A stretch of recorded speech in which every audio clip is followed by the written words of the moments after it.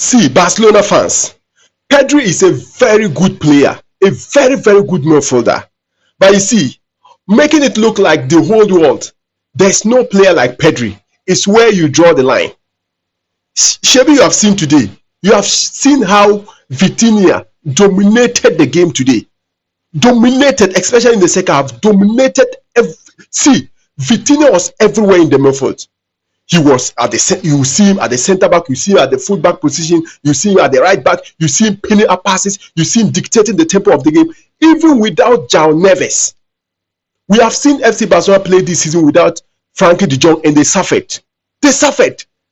Before, whenever he brings Hansi Flings, or is it Hansi Flick, brings in Frankie de Jong, then the game with the midfield will settle down. But today, Vitinha dictated the tempo of the game without João Neves, and then with a half fit of Fabian Ruiz. Even Vitinha himself was half fit.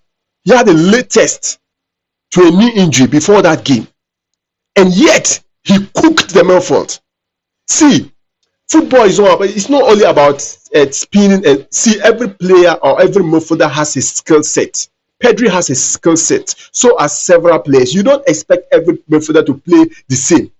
The way you enjoy your football is different from the way someone enjoys his football. So if you enjoy Pedri's football, doesn't mean that Pedri is the only midfielder in this world. Charlie, today, Vitinha showed Pedri levels.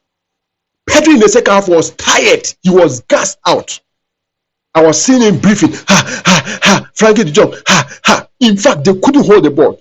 From the 45th minute when they kick-started the second half till around 60-something minutes, I couldn't find Pedri. I couldn't find Pedri in the pitch. He was nowhere to be found because Barcelona were now defending. Throughout the second half, Barcelona defended. The couple of chances they made in the second half was due to counter. They hit a counter attack, but they were defending. PSG completely dominated the game, especially Vitinha. I was watching my Korokoro eyes. I was using my eyes to watch Vitinha throughout the second half.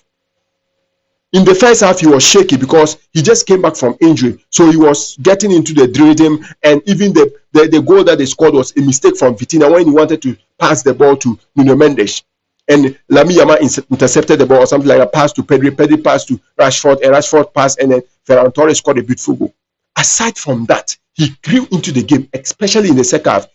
A second half that FC Barcelona likes playing because almost most of Barcelona games, they dominate in the second half. Yet, in this particular game, they were dominated in the second half. They were brought to their knees.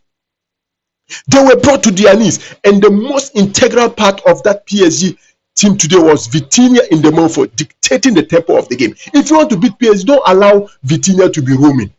Restrict him. Don't give him that space to be roaming. Don't give him that space to be roaming. Today, Pedri had only 40 passes.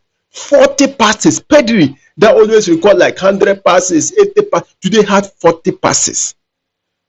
Charlie, hey, you people, Pedri is good, but Charlie, the overhype, no, is no reach there.